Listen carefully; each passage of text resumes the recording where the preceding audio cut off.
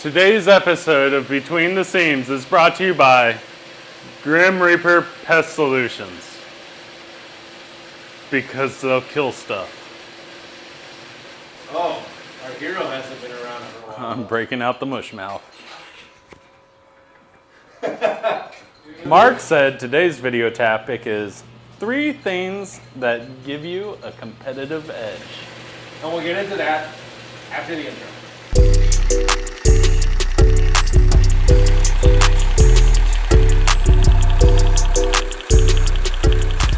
What's going on? Welcome to Say It With Stitches. My name is Mark with Echelon Media. I'm Zach, the owner of Say It With Stitches, your company outfitter, specializing in embroidery, screen printing, and heat printing services. Welcome to Between For the your Seams. business and leisure needs and wants. Totally. I help. Good. I help boost your visibility for your company logo, image, or monogram. This stuff, he did it. I mean, I put it on a machine and stuff. But I have Well, his hands. Becky actually came up with that logo. I'm his hands. I'm his Asian hands. Before we get started, just a little bit of housekeeping. Make sure that you subscribe to the YouTube channel if you happen to be watching this on YouTube, so you can stay up to date with this stuff as it drops every single week. And make sure that you hit the Like button, bell. I had it out earlier too. Congrats. I did. And make sure that you also hit the notification so that you stay up to date for whenever we drop an episode. We do it every week. Point 1. I don't look at my competition as competition. Point 2. The relationships I have with my clients. I don't like to say that I have customers. You know, there are those customers that come in, they just want something, they leave, I never see them again. But I love having clients. You know, even the people that are just intending on coming in for that one towel, like I really take that genuine interest in what they've got to do. And then point number 3 is?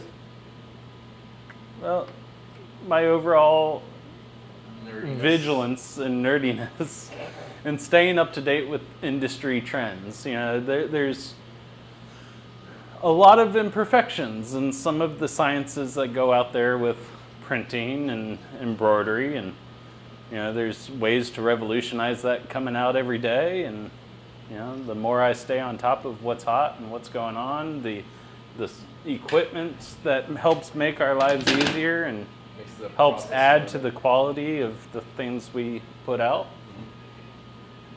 I'm right up in there. Makes it solid. Yeah. Plus, I've contributed to a few industry magazine articles. That's true. Yeah. If you haven't had very short attention span, that would be the end of all of that. But if you're continuing on with this video, awesome sauce for you, because there's actually a bonus point at the end of this video that Zach didn't mention. My ability to be proactive and responsive and honest and informative and communicative with my clients. Yeah. And, well, my vendors too. And stuff, yeah. But there is a bonus point at the end, closer to the end. But yeah, as I said before, if you happen to be watching this on YouTube, make sure that you subscribe and hit the notification so you can stay up to date with these videos every single week. Point number 1, you don't see your competition as competition.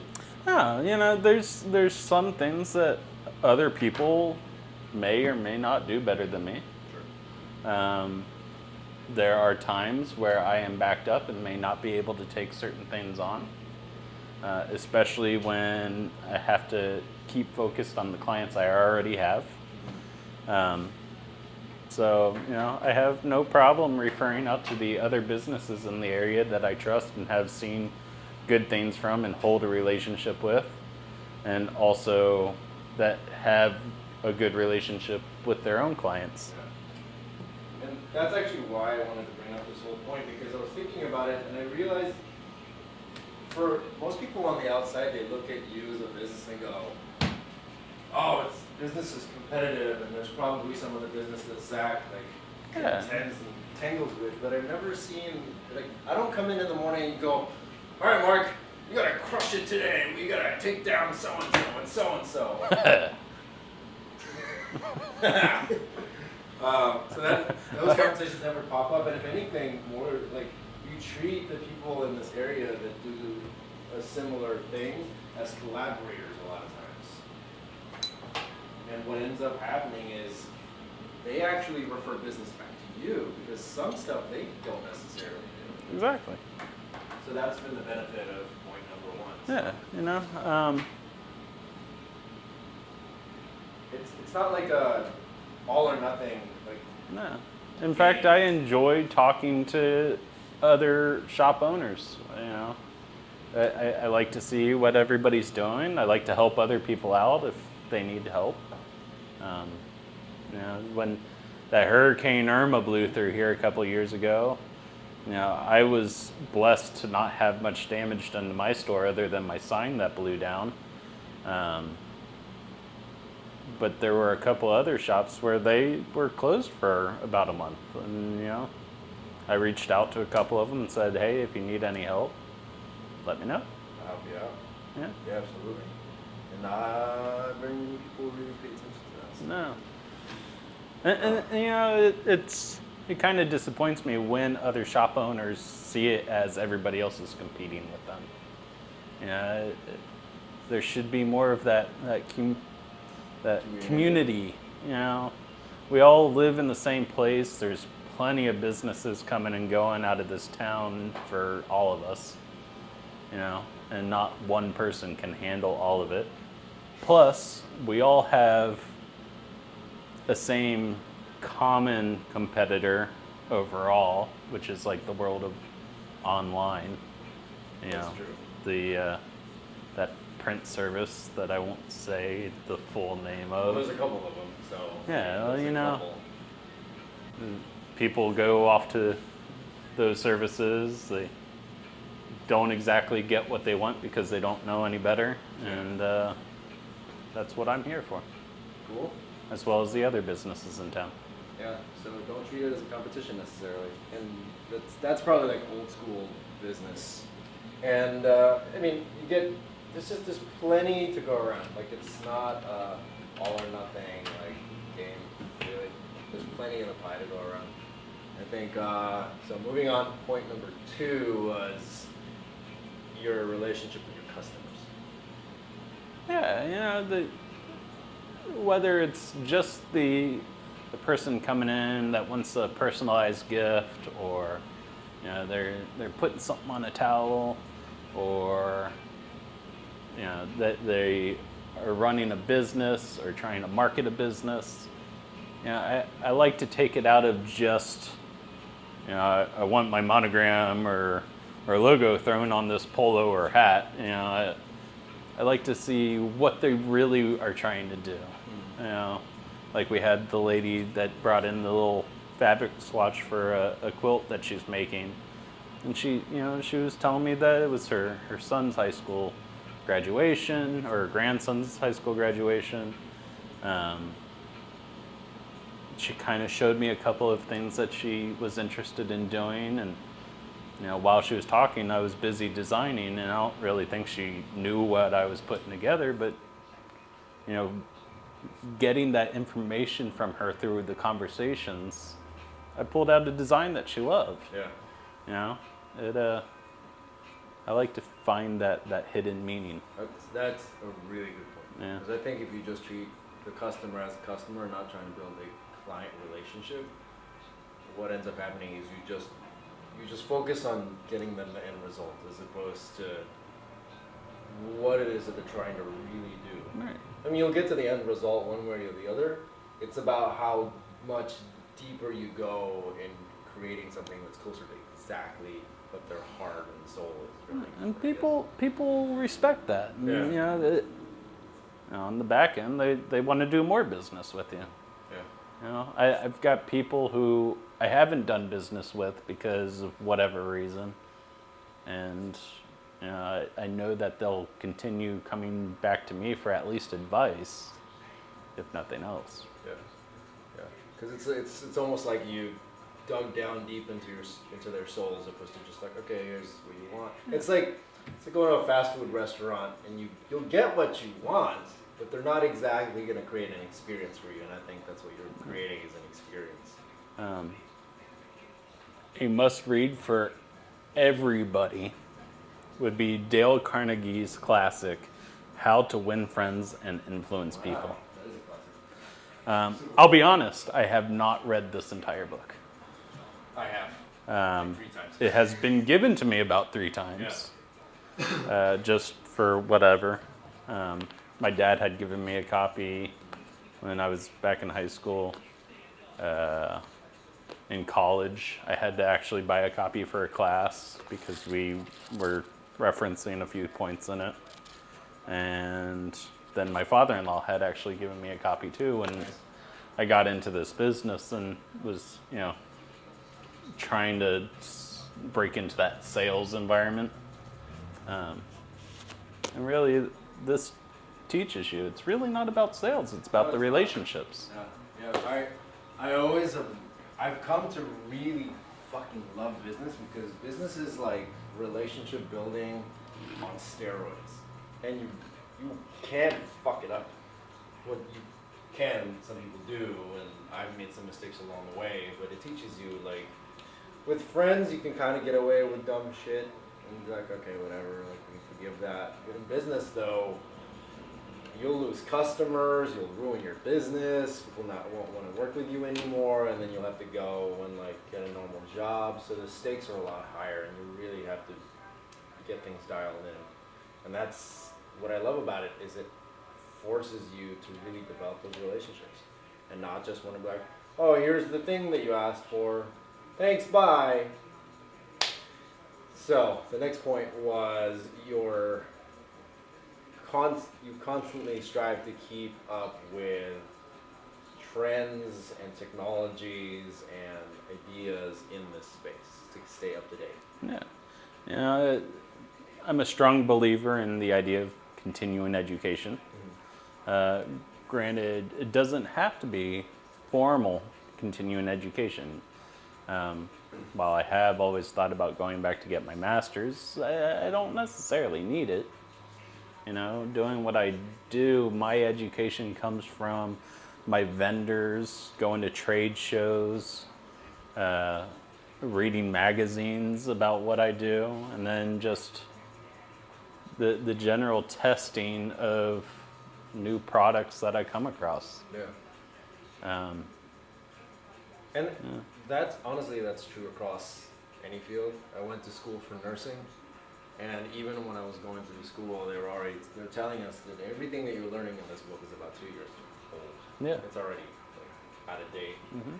And that's because things take time to get processed into those places. So going to school probably won't have any use for you unless it's...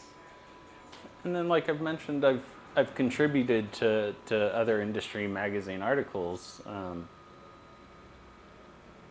And really, that's just my passion for sharing what I've learned. Through learning this trade and industry, I've found that there's a pretty big gap in relatable information. Yeah. There is a huge market for crafters, and there is some information from older generations. But there's not so much that's, because of that gap, there's not so much that can be easily found and accessed online. And one of my goals is to compile that information in a way where people can look it up and start their own business doing what I do. Yeah. And I think that's part of the mission of why we've been doing this, is to kind of fill that gap. Because though a lot of these principles apply as a whole to all of business, we're talking specifically just to this industry, and if you happen to be outside of that industry, you can make use of this information. I think that covers those points. Yeah. So, again, house cleaning. If you happen to be watching this on YouTube, go ahead and like the Say It With Stitches channel. Make sure that you subscribe and hit the notification so you stay up to date with these videos every single week. I mentioned there were some bonus points, and for those of you that had the patience to stick around towards here, there was actually one point that you said earlier that is a lot more relevant now that still mattered back then, back in the day, like, I don't know, 20, 30 years ago. And it's in this, we're talking about your competitive edge. And part of that is just being relevant, and you kind of touched on sharing the word or sharing what you have because it just kind of pours out of you because there is a gap. And that has been the way you've been doing it, and it's taking advantage of social media. And you mentioned that earlier and didn't mention it in your first 3 points. So that's the bonus point, is taking advantage of current platforms to share your knowledge within your space. Mm-hmm. So you can just expand on that a little bit. Yeah, when the buzzwords of millennial were coming around, people in my part of the age group, and your part of the age group, because we're the same age, and my wife, and so on and so forth. We didn't like the connotations that were coming out with you're a millennial. Whether you like it or not, everybody's got a Facebook. Yeah. Most people our ages are tapping into Instagram. Twitter I still really can't figure out, but I know all my stuff is feeding to Twitter. Thank you to RSS feeds. Yeah. And your website, probably. But you got to take advantage of that stuff. Yeah. It's the way things are going. Everything's online. Yeah. When I'm competing with online businesses, and those I really am competing with, I gotta show my presence. Yep. Regardless of technology, really, and this, I try to kind of pay attention to this stuff for what I do, and I think everyone should. The means change, but the thing that remains the same is just communication and network. People don't know that you do anything until you get hurt. They know that you do. Yeah. And that's the power of social media, is just now they can see what we do. Yeah. It's like the easiest form of education is look at what I post on social media. This is what I'm doing. Especially in a smaller place like this, like Sarasota, if you just hashtag Sarasota or Sarasota Small Business, other people will see it. Especially if it's on a day like Small Business Saturday, stuff like that. People will see it in the area if they're looking for it. In a place like Los Angeles, where I'm originally from, it might be a lot more competitive and challenging as a business. And in a space like this, I've always seen it as an advantage to make the most out of a platform like that. But I think that pretty much wraps it up. That was the little bonus, is just how you keep your competitive edge as far as like networking goes. Now, to wrap things off, I hope this was helpful and beneficial for you guys, and kind of fills that gap that you were talking about. Do you have anything else to add to all of that? Keep on rocking. In the free world? Keep on rocking in the free world. Yeah. If you happen to have any comments, questions, suggestions, or anything like that, make sure to go ahead and leave that in the comment section. Go ahead and give this video a thumbs up. And of course, if you're watching this on YouTube, make sure that you subscribe and hit that notification so you can stay up to date with these videos every single week. And we're everywhere these days. Pretty much. We are everywhere. We're actually on Apple Instagram, Facebook, YouTube, Apple, whatever it's called, podcast, iTunes. We're in your house. What is it?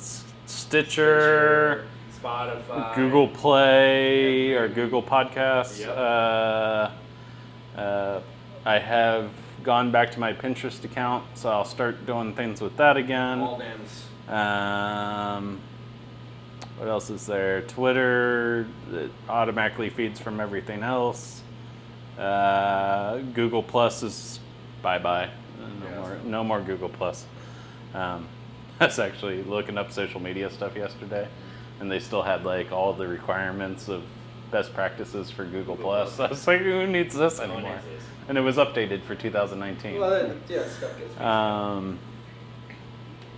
but it was the fact that it was updated. Like, we've known Google Plus has gone away since December. Yeah. Well, forever, They but should have known that. if they November. would've posted Well, they were trying to take on Facebook, and it wasn't working. that. No, I mean, It's like the whoever wrote one that thing article. Google could not pull off was Yeah. beating out Facebook. Yeah, we're everywhere. Yeah. Cool. And on that note, we're going to call it a wrap. My name is Mark with Echelon Media. I'm Zach with Say It With Stitches, your company outfitter. You've been watching Between the Seams. See ya.